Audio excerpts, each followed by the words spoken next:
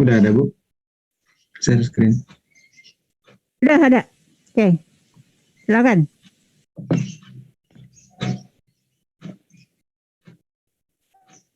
Assalamualaikum warahmatullahi wabarakatuh. Saya Irham Gani Rizky dari kelas DK 4404. Di sini saya akan mempresentasikan hasil laporan saya yang mengangkat isu analisis tingkat kecanduan media sosial pada remaja. Jadi tema yang dipilih dalam kasus ini adalah tingkat kecanduan media sosial pada remaja dan faktor yang menyebabkannya. Karena hal ini dilatar belakangi oleh karena zaman modern saat ini segala aktivitas kegiatan manusia pastinya tidak terlepas dari sosial media. Oleh sebab itu, saya melakukan penelitian ini agar para remaja bisa lebih bijak dalam menggunakan sosial media dan banyak faktor yang menyebabkan remaja bisa menghabiskan waktu berjam-jam bermain di media sosial, bisa untuk hal yang produktif maupun hal yang tidak produktif. Yang pertama, di sini ada pertanyaan riset yang saya sampaikan di Google Form kepada yang untuk yang dijawabnya ini. Yang pertama ada berapakah durasi penggunaan handphone pada remaja dalam satu hari. Nah, yang kedua, hal apa saja yang dilakukan ketika menggunakan handphone. Jadi ada yang main media sosial, ada yang untuk tugas, ada yang untuk komunikasi. Nah, yang ketiga, berapakah durasi membuka media sosial dalam satu hari. Jadi berapa lama si remaja itu bermain media sosial dalam satu hari. Dan yang keempat, kapan waktu yang sering digunakan untuk membuka media sosial. Jadi ini tuh seperti misalnya kayak bangun tidur pagi-pagi atau siang atau sore atau waktu malam gitu. Kalau yang kelima, apa aplikasi media sosial yang paling sering dibuka. Jadi ini tuh kayak media sosial kan banyak kayak Line, Instagram, WhatsApp, YouTube, Twitter, masih banyak yang lain. Nah, kira-kira kalau yang paling dominasi sama remaja tuh yang paling sering dibuka tuh apa? Nah, ini pertanyaan kelima. Terus yang keenam, tujuan membuka media sosial itu sendiri apa? Kan kita tahu sekarang membuka media sosial kan nggak bukan kalau zaman sekarang bisa jadi untuk pekerjaan juga. Jadi ada juga yang untuk bekerja, ada yang untuk bikin konten, dan ada juga yang kayak iseng kalau lagi nggak ada kerjaan membuka media sosial gitu. Jadi di sini pertanyaannya lebih menekankan ke situ sih. Yes. Terus ini ada rancangan eksperimen penelitian gerakan yang dilakukan adalah pakai Google Form. Jadi langkah-langkahnya yang pertama membuat pertanyaan riset, kedua menentukan variabel. Pada penelitian ini merupakan variabel data kuantitatif dan variabel diskrit. Terus udah itu buat survei, setelah menyusun survei dan dilakukannya uji statistik. Nah, ini hasil dari survei yang dilakukan oleh saya kepada teman-teman saya. Di sini tuh sekitar berapa ya? 26 orang, 26 responden, ada 12 responden perempuan dan 14 responden laki-laki. Nah, yang pertama ada durasi penggunaan handphone pada remaja dalam satu hari. Di sini bisa dilihat eh, paling banyak tuh remaja menggunakan handphone tuh di 7 sampai 9 jam. Dan yang kedua ada di ini sekitar 4 sampai 6 jam. Itu yang kedua. Yang ketiga 12 jam. Paling sedikit remaja 1 sampai 3 jam. Jadi paling banyak di sini antara 7 sampai 9 jam bermain HP. Nah, dari sini main HP-nya untuk apa? Kita lihat. Nah, ini hal yang dilakukan remaja ketika menggunakan handphone. Kan tadi 7 sampai 9 jam. Nah, dia tuh 7 sampai 9 jam tuh ngapain aja gitu ta. Ini 70,8% menunjukkan bahwa dari yang tadi itu rata-rata untuk buka media sosial, 29,2%-nya untuk tugas atau pekerjaan. Nah, dari tadi kan kalau tadi penggunaan handphonenya, lebih spesifik lagi, ini dalam durasi menggunakan media sosialnya dalam satu hari berapa?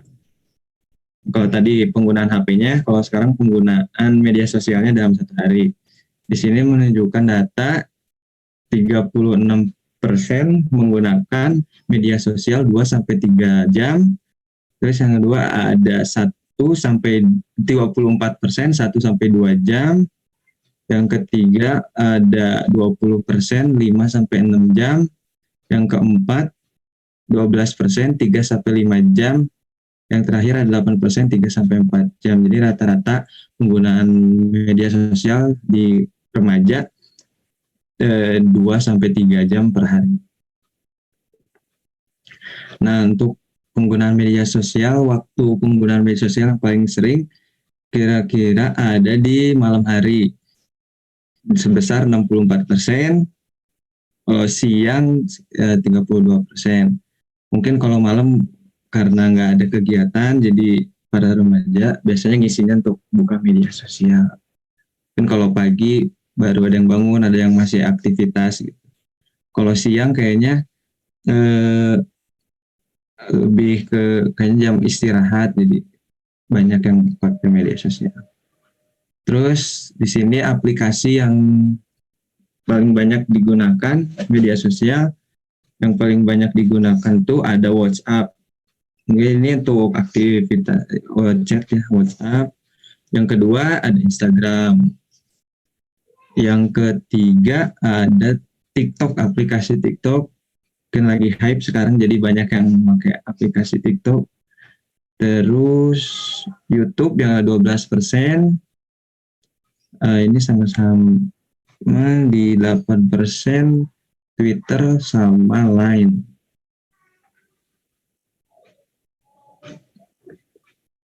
Nah, rata-rata orang tujuannya membuka media sosial setelah dilakukan survei, banyak alasan setiap orang membuka media sosial, diantaranya untuk sarana hiburan, berkomunikasi, mengisi waktu luang, mencari info, dan membuat konten. Nah, ini uji statistik yang digunakan. Ada 26 responden di sini. Nah, ini statistiknya menggunakan metode cross-tab. Jadi pakai Excel, rumusnya ini ada rumusnya konti, durasi penggunaan handphone, 7 jenis kelamin kayak gitu. Ini masih sama.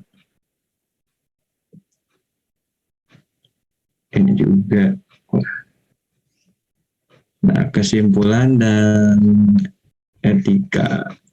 Jadi dari hasil penelitian survei, tingkat penggunaan pada remaja Bisa dikatakan kecanduan apabila kita sudah tidak bisa lepas dari hal tersebut. Cara agar kita bisa memanfaatkan media sosial yang kita miliki, yaitu dengan mencari informasi yang bermanfaat atau membuat konten yang bisa bermanfaat untuk orang lain. Jangan biarkan media sosial yang memanfaatkan kita, tapi kitalah yang seharusnya memanfaatkan media sosial tersebut. Dalam kode etik data yang saya gunakan di sini, laporan ini hanya terdapat jenis kelamin, umur, dan lainnya. Tidak ditampilkan nama dan data pribadi lainnya. Laporan data ini hanya untuk laporan pribadi, tidak untuk disebar luaskan kepada halayak umum. Maka dari itu kerahasiaan data sangat dijaga. Mungkin itu saja dari saya. Assalamualaikum warahmatullahi wabarakatuh. Waalaikumsalam warahmatullahi wabarakatuh. Terima kasih Ilham. Paparannya bagus. Paparannya bagus sekali. Saya lihat bahwa Ilham sudah mengaplikasikan semua materi literasi data yang sudah kita pelajari satu semester ini ya. Kemudian idenya bagus juga. Dan nanti laporannya dibikin yang rapi ya.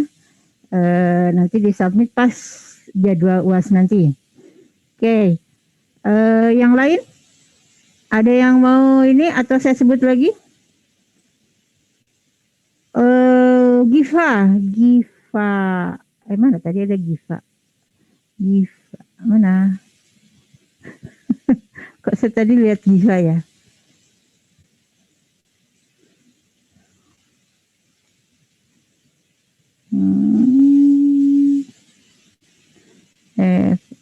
Oke. Kita lihat sekarang Naila. Naila mana Naila? Naila sudah siap Naila? Ya Naila?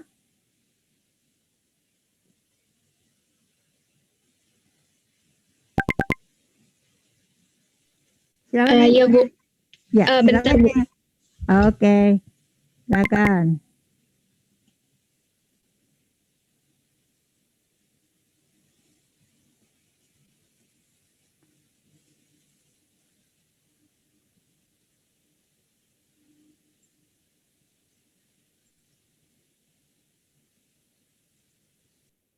Udah kelihatan belum Bu?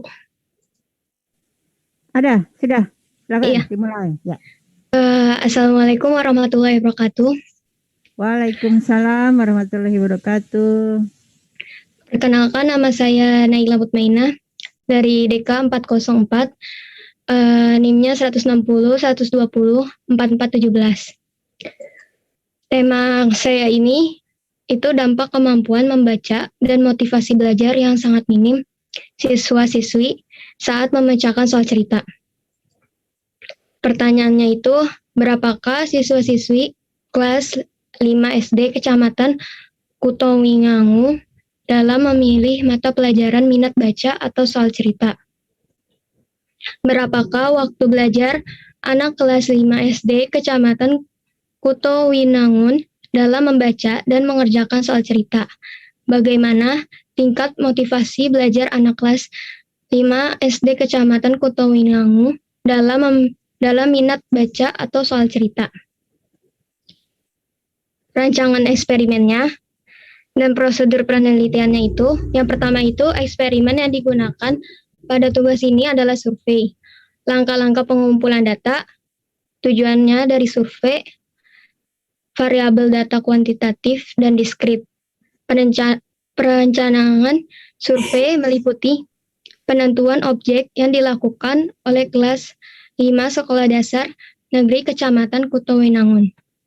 Yang B, populasi ini termasuk dalam populasi heterogen dan terhingga karena menunjukkan populasi Kecamatan Kutowinangun dan populasi kelas 5. Target populasi pada siswa-siswi kelas 5. Materi survei itu berupa soal matematika dan soal cerita. Teknik pengumpulan data berdasarkan survei tersebut, melakukan pengisian angket oleh anak kelas 5 Sekolah Dasar Negeri Kecamatan Kutowinangun. Nah, ini metode grafisnya menggunakan pie chart. Jadi di sini saya ada frekuensi membaca dan membacakan soal cerita per minggunya. Jadi saya dapat data ini dari Google. Jadi keseringan 2-4 kali frekuensi membaca dan membacakan soal cerita per minggunya. Terus yang ini itu pakai metode grafis yang menggunakan bar chart. Jadi lamanya membaca per hari itu kebanyakan 20 menit. Ada yang 25 menit itu berarti di tengah-tengah antara 10 sama 12. Kalau 30 menit itu berarti antara 4 sampai 6 orang. Ini metode kuantitatif, statistika deskriptif. Jadi di sini ada nama, nomor induk, jenis kelamin, mata pelajaran. Ini motivasi belajar sama waktunya. Nah, ini saya pakai cross tab. Ada mata pelajaran, bahasa Indonesia, matematika, IPA, IPS. Jadi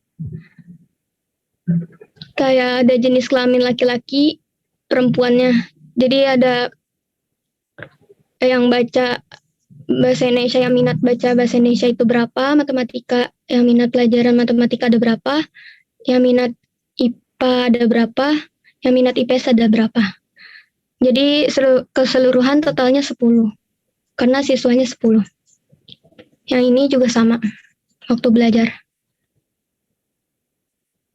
Ada yang 6 menit itu laki-laki, 2, yang perempuannya 1 menit, ada yang 15 menit, itu laki-lakinya 3, perempuannya 1, ada yang 30 menit, laki-lakinya 1, perempuannya 2. Jadi kalau di total, laki-laki sama perempuan hasilnya 10. Yang ini motivasi belajarnya. Ada yang rendah, itu laki-lakinya 2, perempuannya 1. Jadi totalnya 3.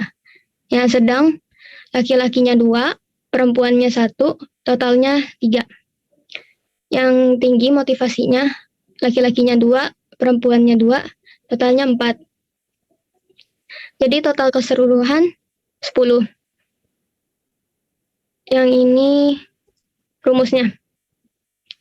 Berdasarkan rumusnya, dari mencari mata pelajaran bahasa Indonesia, jenis kelamin laki-laki, itu kontif, mapel, ini harus pakai dolar, di tabel M6, kelamin.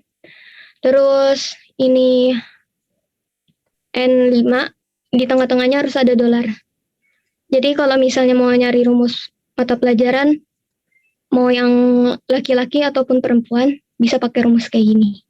Yang lainnya juga sama, motivasi belajar sama waktu belajar juga sama kayak gitu. Jadi kesimpulannya, berdasarkan data yang saya hitung, saya bisa mengetahui berapa rata-rata dari total mata pelajaran yang diminati, waktu belajar yang sering digunakan oleh siswa, dan juga mengetahui seberapa besar tingkat pada motivasi belajar siswa. Sekian, terima kasih. Wassalamualaikum warahmatullahi wabarakatuh. Waalaikumsalam. Terima kasih Naila. Hasilnya bagus. Dan kamu melakukan mencari bagaimana membuat crossfit dengan Excel, itu bagus sekali. Karena saya tidak memberikan materi itu ya.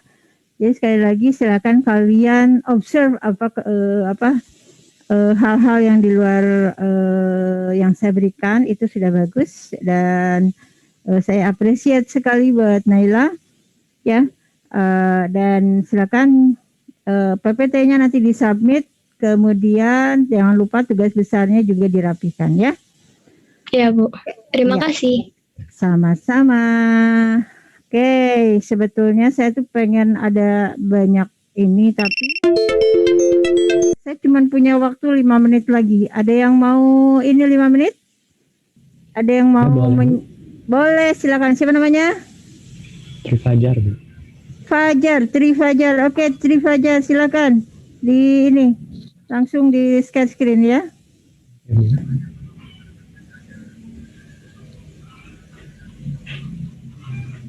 Ya, silakan Fajar. Sudah kelihatan, Bu? Sudah. Oke. Oke, Assalamualaikum warahmatullahi wabarakatuh. Saya Tri Fajar Wiswidodo dari kelas TK Waalaikumsalam. 4404A. Di sini saya ingin memaparkan tentang hasil laporan analisis saya yang berjudul Faktor Kesuksesan Periklanan Digital pada Masa Pandemi COVID-19. Latar belakang yang saya jadi acuan adalah di mana pandemi COVID-19 yang menyebar luas di belahan dunia ini memberikan banyak dampak pada segala aspek, salah satunya perekonomian. Sejumlah perusahaan mengalami penurunan penghasilan dan hal itu mengharuskan banyak perusahaan untuk memutar otak bagaimana bisa tetap bertahan pada pandemi COVID-19 ini dan memastikan produk atau jasa ke konsumen dengan strategi yang tepat dan menyesuaikan dengan masa pandemi COVID-19 ini.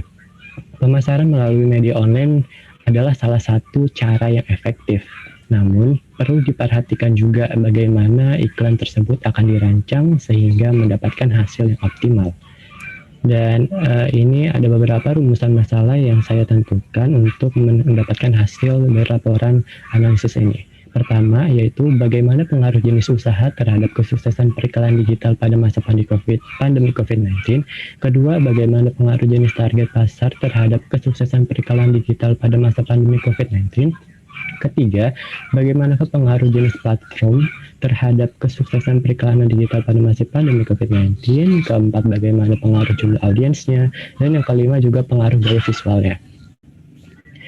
Dan tujuan dari laporan analisis ini beberapanya yaitu jenis usaha yang diuntungkan, apa sih jenis usaha yang diuntungkan pada saat pandemi COVID-19, kedua target pasar terbaik saat pandemi COVID-19, ketiga platform periklanan digital apa yang sesuai untuk digunakan para pelaku bisnis, ketiga persentase pengaruh jumlah audiens terhadap hasil periklanan digital itu seberapa, dan juga apa jenis gaya visual yang disukai saat pandemi COVID-19.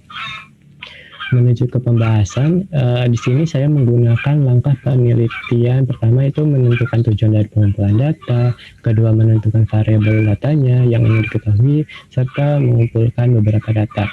Variabel data yang saya tentukan itu pertama jenis usaha, target pasar, jenis platform, jumlah audiens, serta juga jenis gaya visual. Untuk data dari jenis usahanya ada saya berbeda, jadi ada yang di bidang barang dan jasa. Di barang ada kuliner, furniture, kecantikan dan busana, teknologi dan elektronik, dan lain-lain. Di jasa ada transportasi, finansial, pengiriman barang, kursus atau pendidikan, dan lain-lain. Ini adalah visualisasi hasil data jenis usaha barang dan jasa dengan cara saya menggunakan observasi. Bisa dilihat untuk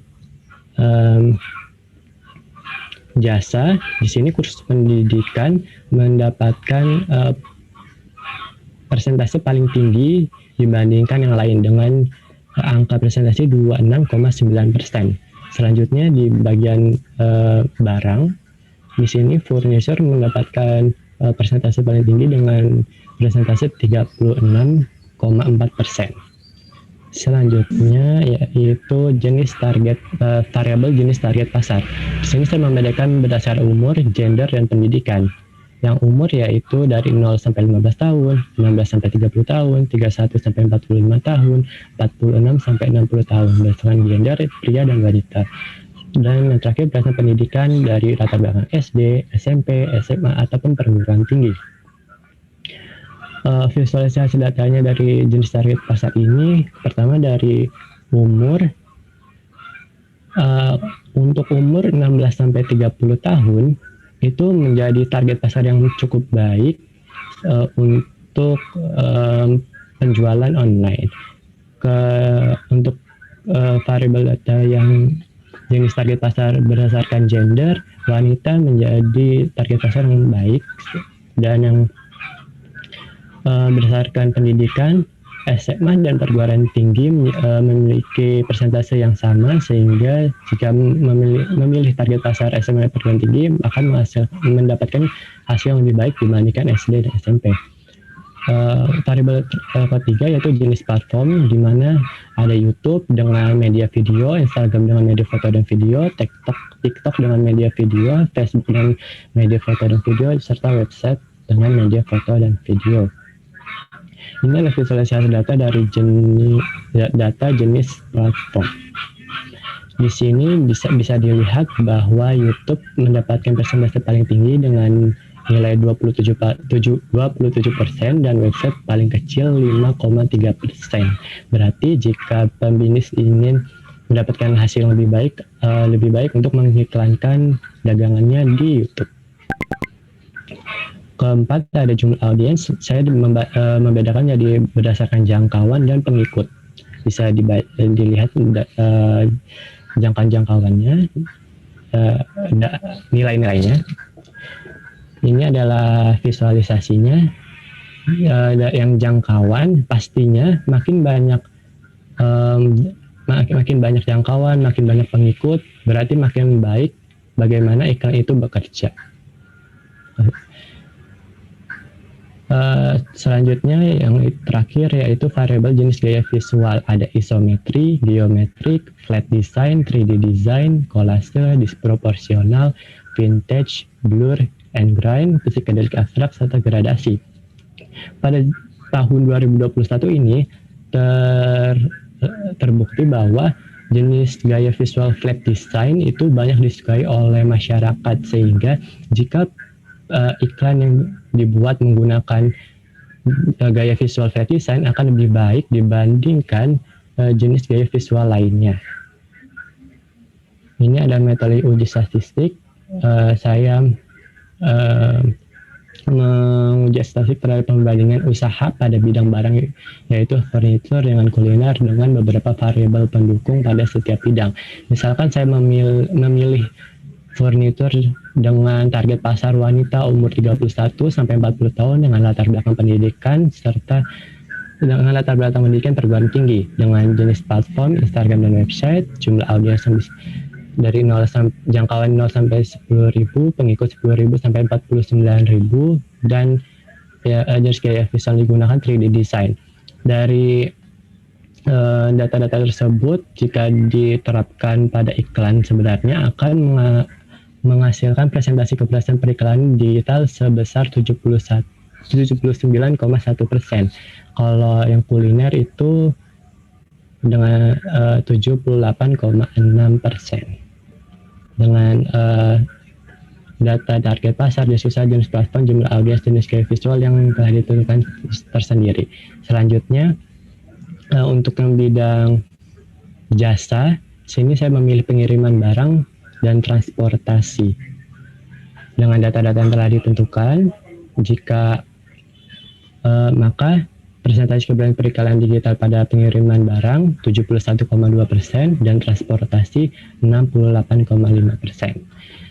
Maka hasil dan kesimpulannya yaitu mengungkapkan bahwa ada beberapa bidang usaha barang ataupun jasa yang terdampak negatif maupun positif pada aspek periklanan digital pada masa pandemi COVID-19. Hal itu dikarenakan beberapa faktor seperti jenis usaha, target pasar, jenis platform, jumlah audiens, serta gaya visual. Para pelaku usaha yang harus dapat melakukan tindakan yang tepat dan baik sesuai keadaan yang sedang berlangsung ini dengan menerapkan beberapa hasil penelitian yang telah dilakukan guna mendorong keberhasilan periklanan digital yang dilakukan sehingga dapat melewati masa pandemi COVID-19 secara stabil. Itulah presentasi dari saya. Terima kasih. Wassalamualaikum warahmatullahi wabarakatuh. Terima kasih Fajar.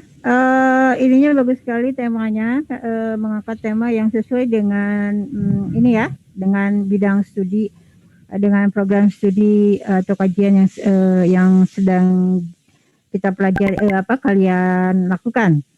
Ya, analisisnya juga lumayan canggih kalau kata saya ya. Jadi terus semangat belajar juga seperti yang lainnya. Boleh, jadi saya tidak membatasi. Kalau kalian mau menyajikan sesuatu yang inovatif silakan ya. Oke, demikian untuk hari ini. Jadi silakan PPT kalian save as dalam PDF lalu submit untuk tugas yang ke-14 ini. Dan untuk laporan dalam boardingnya dirapikan untuk akan kalian submit pada saat jadwal ujian nanti ya. Oke, untuk hari ini saya cukupkan sekian. Terima kasih sudah menyimak. Assalamualaikum warahmatullahi wabarakatuh. Waalaikumsalam warahmatullahi wabarakatuh. Waalaikumsalam warahmatullahi Terima wabarakatuh. kasih Bu. Terima kasih Bu.